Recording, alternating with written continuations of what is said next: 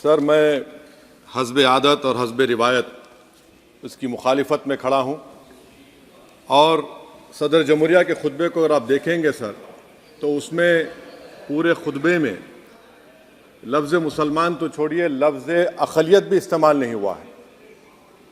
और मैं बड़ी ज़िम्मेदारी के साथ आपके सामने अर्ज़ कर रहा हूँ कि भारत में 14% मुसलमान जो आबादी के लिहाज से 17 करोड़ आते हैं, वो आज पिछले 10 साल में नरेंद्र मोदी की सरकार में अपने आप को एक गैर यकीनी कैफियत में पाते हैं, अपने सोचते हैं कि हमारी शनाख्त को ख़तरा है, हमारे वजूद को ख़तरा है। और मैं बड़ी ज़िम्मेदारी के साथ कह रहा हूँ कि जज्बात में लाए बगैर कह रहा हूँ कि आज 17 करोड़ मुसलमान अपने आप को ऐसा समझते हैं कि जिस ज़माने में हिटलर के ज़माने में यहूदी अपने आप को समझते थे। और उसकी मैं बताता हूँ क्यों समझते हैं, बताता हूँ आपको चंद मिनट में। सर, मिसाल के तौर पर आप देखिए, खुतबे सदारत के हिस्से तहरीर का 32वां पैराग्राफ 32 पैराग्राफ में ड्रॉप आउट रेट का जिक्र हुआ, स्कूलों में इंदराज यानी एनरोलमेंट का जिक्र हुआ, एससीज़ का नाम लिया गया, एसटीज़ का नाम लिया गया, ओबीसीज़ का नाम लिया गया, लफ्ज़ अक़लियत का नाम नहीं लिया गया, मुसलमान तो छोड़िए। और सबसे ज़्यादा ड्रॉप आउट इस मुल्क में अगर स्कूलों में है तो मुसलमानों में है। सबसे कम एनरोलमेंट अगर है तो मुसलमानों में हायर एजुकेशन में। गवर्नमेंट का डेटा है सर कि मुसलमानों का जो स्टूडेंट ड्रॉप आउट है वो 14.42 से क्लास 1 से शुरू होता और वो क्लास 6 और 8 को पहुँचे अब तक वो 10.76 को पहुँचता है। ये गवर्नमेंट का डेटा है, यानी क्लास 1 से क्लास 6 से 8 तक ये हाल है। आपने क्या किया सर इस बजट में? प्री मैट्रिक स्कॉलरशिप को सिर्फ 9th क्लास तक महदूद कर दिया और इसमें आपने पैसे कम कर दिए प्री मैट्रिक स्कॉलरशिप में। और सर 2022-23 का बजट आप देखिए, 5026 करोड़ रुपए दिए गए थे, जिसमें से सिर्फ 663 करोड़ इस्तेमाल हुए। अब आप आ जाइए सर, AISHE का डेटा है कि हायर एजुकेशन में मुसलमानों का 8.5 ड्रॉप आउट रेट हुआ है। 2020-21 में गवर्नमेंट का डेटा बता रहा है कि 1,80,000 मुसलमान हायर एजुकेशन में नहीं है। प्री मैट्रिक स्कॉलरशिप को आपने 423 करोड़ था, उसको आपने इस साल 326 कर दिया। मौलाना आज़ाद फेलोशिप को 45 करोड़ कर दिया। MCM जो 44 करोड़ था 33 करोड़ कर दिया। बताइए, जो सबसे ज़्यादा जिसका कम्युनिटी का ड्रॉप आउट रेट है और जो हायर एजुकेशन नहीं, उससे आप ये बर्ताव करते हैं। सर, दूसरी बात यह है कि हम ये देख रहे हैं कि 10 साल में इस सरकार में कोई हद नहीं छोड़ी है गलत हुक्मरानी की, नफरतों को भड़काने की, कोई हद नहीं छोड़ी गलत फहमियों को फैलाने की, और कोई हद नहीं छोड़ी इस मुल्क के अवाम नास को तर्क करने की। इस 10 साल में हमने क्या देखा सर? जमहूरियत हमारे वतन अजीज़ की को बचाना बहुत ज़रूरी है, ये गरीबों के लिए और कमज़ोरों की एक बहुत बड़ी ताकत है। मगर 10 साल में 9.5 साल में क्या हुआ? सिर्फ एक शख्स को मजबूत कर दिया गया, एक मजहब को मजबूत कर दिया गया, एक आइडियोलॉजी, एक नज़रिए को मजबूत कर दिया गया, एक शनाख्त को सब शनाख्त के आगे दूसरी शनाख्तों को मिटाने की कोशिश की गई, एक ज़बान को मजबूत कर दिया गया। तो हमारी जमहूरियत तो खोखली हो चुकी है। और सर, कोई भी हुकूमत और पार्टी सिर्फ जबर और इस्तेसाल पर कायम नहीं रह सकती है सर। दूसरा पॉइंट सर जो मैं आपके सामने अर्ज करना चाह रहा हूं, CAA के कानून के ताल्लुक से मरकजी एक वजीर ने अखबार में बयान दिया कि हम 8 दिन में करने वाले हैं। आप 8 दिन में करेंगे, 8 दिन में एहतजाज शुरू होगा मुल्क के कोने कोने में। आप CAA को मजहब से ख़त्म कर दीजिए, मजहब से जोड़ेंगे तो आपका इरादा बुरा है। आप भारत की अक़लियतों को, भारत के मुसलमानों को, दलितों को आप परेशान करने का आपका इरादा है। सर, दूसरी बात यह है कि CAA के खिलाफ क्यों हम हैं? क्योंकि सीमांचल के मुसलमान को आप बांग्लादेशी कहते हैं। कोई मिनिस्टर मुझे कहता है कि घुसपैठी है, रोहिंग्या है। तो CAA को मजहब से जोड़ना गलत था, उसको निकालिए। मगर हमारे देश के प्रधानमंत्री सर, वतन अजीज़ के वज़ीर आज़म मैं बड़ी जिम्मेदारी के साथ कह रहा हूं कि मैं अपने बचपने में जब हिस्ट्री पढ़ता था तो मैंने एक स्टैचू की फोटो देखी थी, प्रीस्ट किंग ऑफ मोहनजोदारो। ऐसा लगता है कि वैसा ही लग रहा है कि प्रधानमंत्री नहीं है बल्कि पुजारी सम्राट बन चुके हैं वो। और मैं क्यों कह रहा हूं कि हमारे सदर जमहूरिया ने कहा था कि 22 जनवरी एक तारीखी दिन है, बिल्कुल तारीखी दिन है। 22 जनवरी की बुनियाद 6 दिसंबर 92 को रखी गई। 22 जनवरी की बुनियाद 86 में ताले खोलकर रखी गई। 22 जनवरी की बुनियाद जीबी पंत ने रखी थी, इसीलिए तारीखी दिन है। और तारीखी दिन इसलिए भी है कि सर इसी ऐवान में 16 दिसंबर 1992 को हमने एक रेजोल्यूशन पास किया था।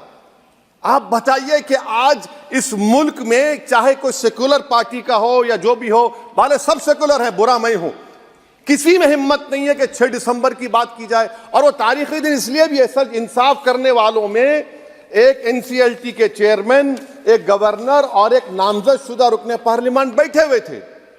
अब आप बताइए मेरे पास बचा क्या है? बचा यह है कि आर्टिकल 32 बचा है जिसको बाबा साहब अम्बेडकर ने दिया। आज मुल्क के 17 करोड़ मुसलमान भारत के वजीर आजम पर एतमाद भरोसा नहीं करते, बिल्कुल नहीं करते, बता रहा हूं, खुल के कह रहा हूं। अगर आप आर्टिकल 32 का ड्यू प्रोसेस ही खत्म कर देंगे तो फिर मेरे पास क्या बचेगा सर? क्या बचेगा? मैं तो यहां खड़े होकर वो सुप्रीम कोर्ट के मायानाज बेबाक वकील दुष्यंत दवे की तरह तो नहीं कह सकता। मुझे आज भी रूल ऑफ लॉ में भरोसा है, मुझे आज भी कानून पर, संविधान पर भरोसा है, मगर ड्यू प्रोसेस तो फॉलो होना चाहिए। ड्यू प्रोसेस फॉलो नहीं हो रहा। एक तारीखी दिन 22 जनवरी था, एक तारीखी दिन 31 जनवरी था। सर रात के अंधेरे में अपील किए बगैर आप आरे लेकर रास्ता खोल देते हैं। क्या पैगाम दे रहे हैं सर? 600 साल की मेहरौली की मस्जिद को बगैर को नोटिस दिए आपने डिमोलिश कर दिया। मैं जिम्मेदारी के साथ कह रहा हूं कि भारत के प्रधानमंत्री और उनकी सरकार भारत के मुसलमानों से उनकी शनाख्त को छीनना चाहते हैं। ख्वाजा अजमेरी के आस्थाने पर चादर बिछाइए, मगर आप जो चादर मुझसे छीनना चाह रहे हैं मेरी मस्जिद है, आप हर मस्जिद को छीनना चाहते हैं। आप बताइए 17 करोड़ मुसलमानों को क्या पैगाम दे रहे हैं आप कि आप हर मस्जिद को छीन लेंगे मुझसे? फिर मेरा वजूद किस माने रखता है? मेरा शनाख्त क्या माने रखता है? रूल ऑफ लॉ क्या माने? अच्छा 1991 के प्लेसेस ऑफ वर्शिप एक्ट पर क्यों नहीं बोलते आप लोग? आप उस पर कायम है नहीं है। आप 500 साल की बात करते, मैं आपसे कहता हूं भाई 500 साल पे मत जाइए, बौद्ध पे जाइए, जैनिज्म पे जाइए, शैविज्म पे जाइए, कहां रुकेंगे? अरे इस देश को आजादी मिली 47 में, संविधान मिला हमको बाबा साहब अम्बेडकर का बराबरी का। उससे पहले तो राजा रजवाड़े थे, जमहूरियत नहीं थी, लोकतंत्र नहीं था, मगर आप उसको उस बारे में लेके जाते। अरे 500 साल आगे क्या होगा बताइए? आप किसी एक सिविलाइजेशन, सर अंग्रेजी में किसी ने कहा था civilisation can not be rewritten by hatred, history can not be corrected by demolition. आप ये नहीं कर सकते। और मैं उम्मीद करता हूं कि जब मौर्रिख तारीख लिखेगा, नरेंद्र मोदी इस मुल्क में तारीख लिखना चाहते हैं। क्या तारीख लिखना चाहते हैं? कि मैंने इस देश को, गांधी अंबेडकर के देश को मैंने हिंदू राष्ट्र बना दिया। मैं उम्मीद करता हूं कि हमारे भारत के हमारे हिंदू भाई देश के प्रधानमंत्री की सोच को नाकाम करेंगे, उन पर है। अब देखते हैं क्या होता है। सर नेबरहुड फर्स्ट की पॉलिसी है। नेबरहुड फर्स्ट क्या हो रहा है सर? हम सोशल मीडिया के जरिए फॉरेन पॉलिसी चला रहे हैं। मालदीव छोटा मुल्क, वो हमको आंख दिखा रहा है, चीन की गोद में बैठ गया। हमारे लद्दाख में हमारे जो लोग जानवर को लेकर घास चराए जाते, वहां पर चीन की आर्मी आके रोक रही। बताइए, बांग्लादेश चीन की गोद में बैठा हुआ है। आप गैलेंट्री अवार्ड दे रहे हैं, क्यों दे रहे हैं? कि चीन बैठा हुआ है। तो आपका बफर जोन गया कहां भाई साहब? आपका बफर जोन तो कहां गया नहीं मालूम, गायब हो गया बफर जोन। और दूसरी बात सर, आप ये भी देख लीजिए कि यहां पर मैं आपको इंपॉर्टेंट पॉइंट ये बताना चाह रहा हूं सर। ये हम बोलते हैं India middle east economic corridor, कितना पैसा है बताइए? वो नहीं बताया जाता। अच्छा सर, सबसे तकलीफ दे बात मेरे लिए है कि भारत ने यूनेस्को का इलेक्शन पाकिस्तान से हार गया। हम पाकिस्तान से हार गए, ये आपकी फॉरेन पॉलिसी है। यूनेस्को के इलेक्शन हम पाकिस्तान से हार गए। अच्छा, मामला इजराइल का, फलस्तीन का, गाजा का आया। अक्टूबर में 10,000 लोग मर गए, हमने यूएन में सीज फायर की तायीद नहीं की। दिसंबर आया, 20,000 मर गए, तो हमने तायीद कर दी। क्यों तायीद की?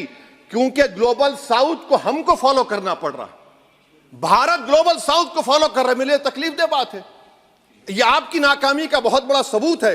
इसीलिए हम बता रहे हैं कि यह सरकार की बहुत से नाका सर, अलीगढ़ मुस्लिम यूनिवर्सिटी, आखिरी पॉइंट, अलीगढ़ मुस्लिम यूनिवर्सिटी, सर आप उत्तर प्रदेश से आते हैं सर, 81 में एक्ट पास हुआ, हमारा लॉ ऑफिसर कोर्ट में कहता है कि मैं पार्लियामेंट के एक्ट को नहीं मानता।